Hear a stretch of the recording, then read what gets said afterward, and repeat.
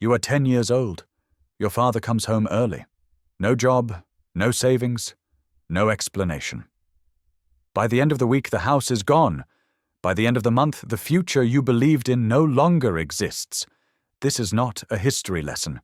This is how entire generations were psychologically trained. From the greatest generation to Gen X, every group was shaped by forces they did not choose. Collapse, war, betrayal, absence. Those experiences did not just happen to you. They wired you. The greatest generation, 1901 to 1927. You grow up during the Great Depression. Food is limited before you understand money. Clothes are passed down until they hurt. You see the emotional cost of wanting more, so you stop asking. Hope feels reckless. Then adulthood arrives, and the world asks for sacrifice again. World War II.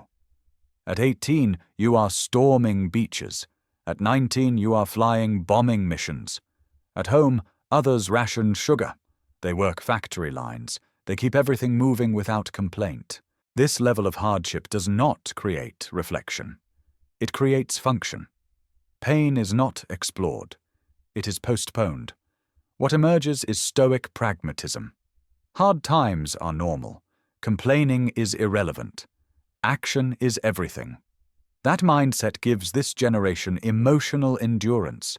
They lose everything. They rebuild quietly the next morning. They do not demand fairness. They demand a mission. And they carry that discipline into work, into marriage, into leadership, passing smaller versions of it to every generation that follows. The silent generation, 1928 to 1945. You are born into instability already in motion. Soup is made from the same bones twice. Fathers leave before sunrise. Dust storms turn day into night. Families load trucks and drive west chasing rumors. Many are turned away. You learn early that questions do not help. Adults do not have answers.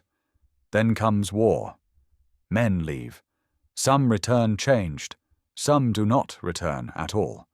After the war, peace does not feel safe. McCarthyism.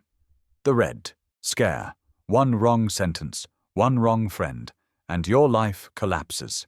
So you learn the safest strategy, invisibility. Do not stand out. Do not challenge authority. Do not invite attention.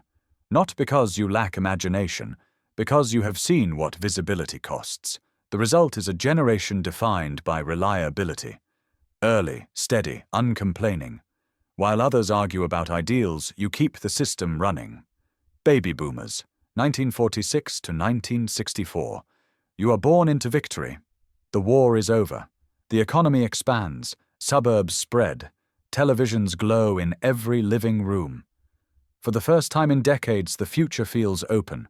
But underneath, the optimism is unease. Children practice hiding under desks. Parents watch nuclear standoffs on the evening news. Fear stays unspoken. Then trust fractures, assassinations, broken promises, Vietnam, a war with no clear enemy. Broadcast into living rooms every night.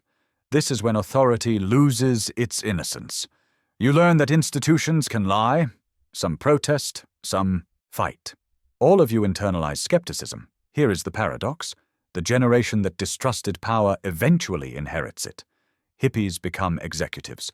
Radicals become lawmakers. You master reinvention. Because you never believed stability would last. Generation Jones, 1954 to 1965. If the boomer story never felt like yours, there is a reason. You were too young for the marches, too young for Woodstock. Old enough to believe it all mattered. You watched change from the couch. Then disillusionment arrived on live television. Watergate, a president lies, is caught on tape, and resigns. Soon after come gas lines, stagflation, mortgage rates high enough to lock you out before you begin. Older boomers buy houses, build careers, secure pensions. You arrive just late enough to miss the window. That is why you are called Generation Jones, always reaching for a future that felt promised. So you adjust. You become pragmatic idealists, builders in the gaps, rarely noticed, highly resilient. Generation X, 1965 to 1980. School ends. You come home to an empty house, a key on a string, no messages, no tracking. You let yourself in. You own the afternoon. This creates unmonitored independence. You disappear for hours, make mistakes privately, learn without documentation. But you also witness collapse, parents laid off, companies downsizing, loyalty proving meaningless. By the time you enter the workforce, the lesson is clear. Hard work earns today, not tomorrow. So you stay sharp, mobile, self-reliant, not cynical, calibrated. You do not wait for rescue. You become capable enough not to need it. These are not personality quirks. They are survival adaptations, endurance, silence, skepticism, adaptability, self-reliance. Each generation was trained by pressure. Once you see that, behavior stops looking like failure and starts looking like design. You were not flawed, you were forged.